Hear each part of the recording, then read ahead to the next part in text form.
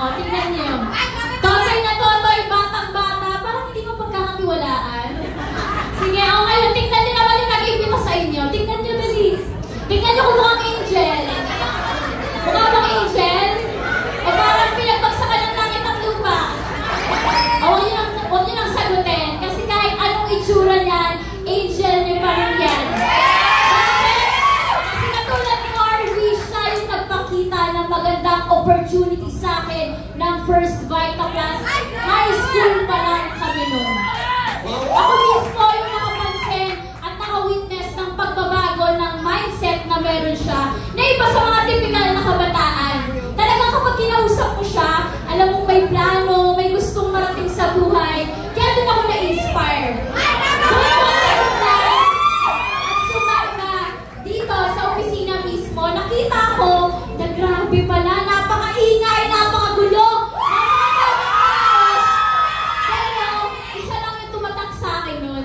Na meron palang ganitong community sa murang edad, mga kabataan, binabago na yung takbo ng buhay nila.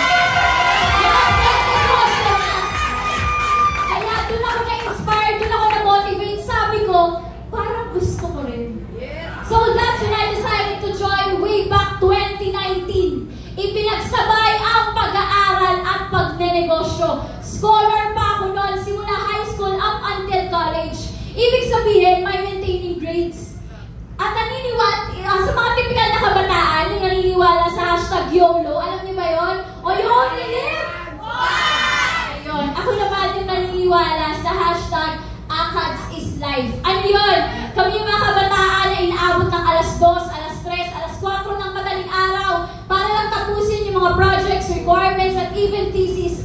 At walang palang pinapaakyat yung magulang nila sa stage at the end of every school year para maka-receive ng medals and awards. Pero, hindi naging hadlang yun para gawin ko yung negosyo ng First Vita Plus. Kaya naman, katulad ng ibang dealer, syempre, inaral yung produkto at negosyo. Pinagsabay ang pag-aaral, pagnenegosyo. Syempre, sabi ko, ang sipag-sipag ko mag-aral sa labas, aba, sisipagan ko rin pag-aralan to, lalo na kung asenso naman yung pag-uusapan. At tukod pa doon, nagustuhan ko rin talaga yung produkto. Tanong nyo sa akin, bakit? Kasi during that time, nag-suffer yung mother ko sa sakit na goiter. 42 years old, nung pinagbubuntis niya yung punso naming kapatid, nagkaroon siya ng hyperthyroidism. So kung mapapansin nyo, sobrang payat, butot pala, luwa yung mata, at sabi ng doktor, wala daw cure, wala daw gamot. So grabe yung takot namin during that time sa possible complications, hindi lang sa mama ko, kundi sa baby namin. Bukod pa doon, may personal health concern din ako, dysmenorrhea. Alam kong grabing makakarinig sa akin yung ibang kababaihan dyan, kung gaano talagang sinusubok yung pagkatao natin buwan-buwan.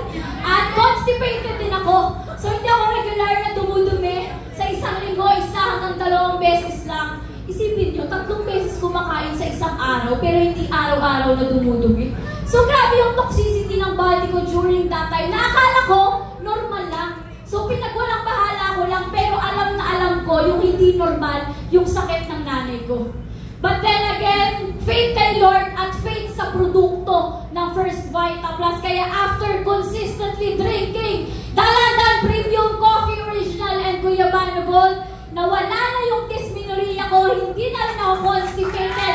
At good news ko, normal na may deliver ng mother ko, yung kapatid ko. Napaka-cute, napaka-healthy. Hashtag Vita Baby. Actually, kasama ko sila ngayon. Ayan. Kasama ko sila sa araw-araw na nagawa ang negosyo ng First Vita Plus. So dahil natulungan yung buong pamilya ko ng produkto, alam niyo po, buong pamilya ko na yung naniniwala at nagtitiwala sa ganda ng negosyo ng First Vita Plus.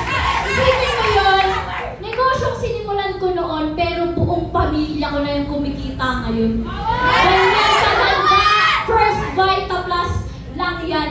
At syempre, hindi ko makakalimutan yung taong nagdala sa akin dito kung bakit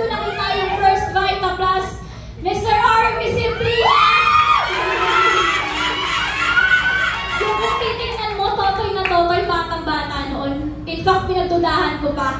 Pero who would have thought na isa na siya sa company official speaker. Nag-inspire, nag-motivate ng napakaraming tao. Kaya sabi ko, grabe, iba talaga yung naging growth namin together in doing First Vita Plus for Diamonds. Ang ito lang kasi yun, kami yung ilan sa mga kabataan na sa murang edad nagkaroon ng magandang direksyon sa buhay.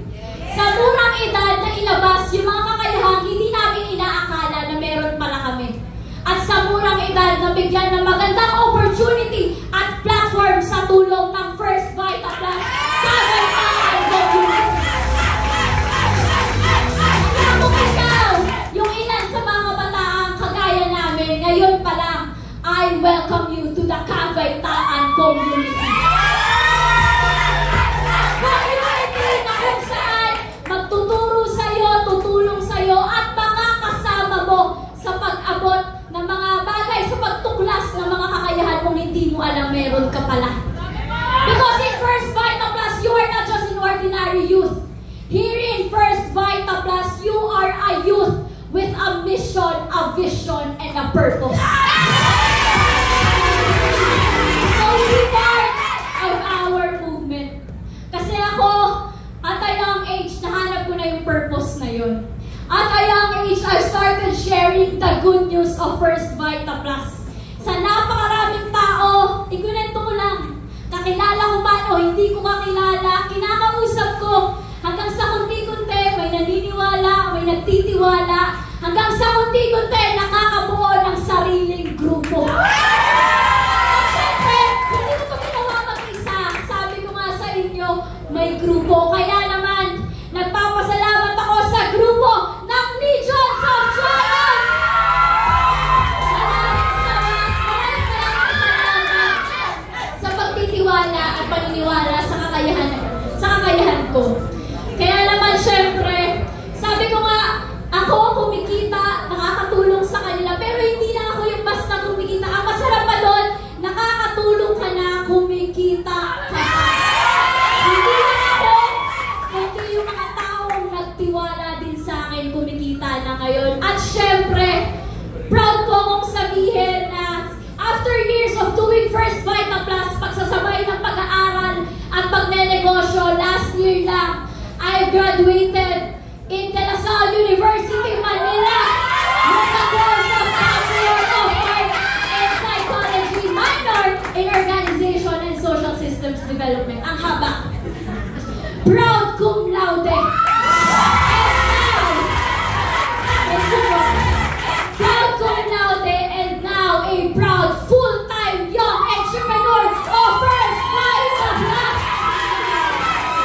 Grabe, patunay lang na hindi nagigad lang yung pag-aaral o yung pagiging estudyante ko para tuparin yung misyong sinimulan ko. Again, to serve with a mission, a vision, and a purpose. Pero syempre, marami nagsasabi, mga tao sa labas, siguro sa mga guests namin, iniisip nyo, Lasal is Lasal. One of the most prestigious school in the Philippines.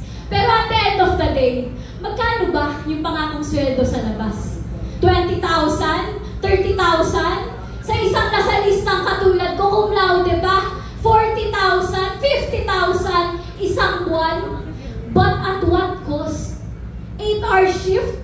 8-hour cycle? Maagang gigising, late uuwi? Nakatapat sa computer buong araw, nakakulong sa isang cubicle? Sabi ko, ayoko nun. Ayoko na dun lang iikot yung buhay ko. Bakit?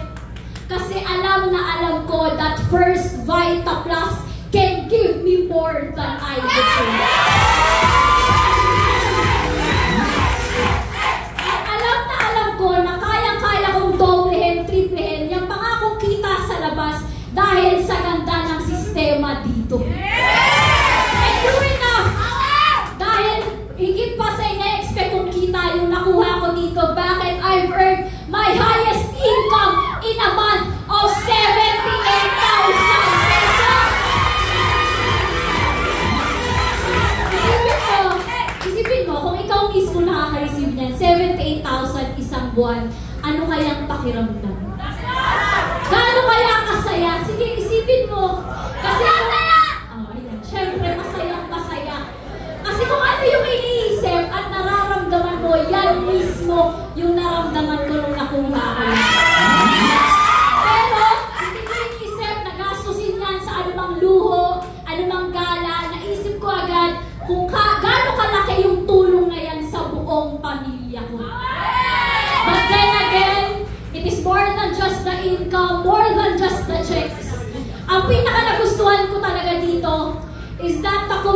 community offered me growth. Growth, development, and improvement. Sa lahat, sa araw-araw ng experiences ko, sa mga taong nakakasalamuha ko, iba yung nag-impact sa akin. Kaya masasabi ko na talagang I am the right community. I am in the right culture. Kasi dito sa First Vita Plus, hindi tinatanong kung ano o sino ka. Hindi tinatanong kung anong edad mo, anong natapos mo. Ang tanong lang dito is willing ka bang mag-grow at mag-level up kasama namin. At sabi ko nga, hindi nyo to gagawin mag-isa. Katulad ko, may mga nakasama akong tao na nag-guide at tumulong sa akin. Kaya pakipalakpakan naman, my dear coaches and mentors, Coach Eloisa Arnold and Arby Semblina. Sila yung talagang nag-guide at tumulong sa akin every step of my journey here in First Vita Plus. Kaya naman syempre, sabi ko nga, hindi mo ito gagawin mag-isa, meron kang mga katulong. Tinulungan lang nila ako, maximize ko lang yung programa na sinimulan ko. At in-apply ko lang, and all I can say is everything was worth it. Siguro sa ilan, simple bagay lang to, pero sa akin, napakalaking bagay na niya. Yung makapag-give back sa parents, sa magulang, sa pamilya mo, na kasi sabi ko, sila naman talaga yung rason kung ba't ko ito ginagawa. The true reason and heart behind my hustle. And bilang isang paganay, syempre, I want to give them the best life that they deserve. Kaya naman, maraming salamat sa patuloy na pagtitiwala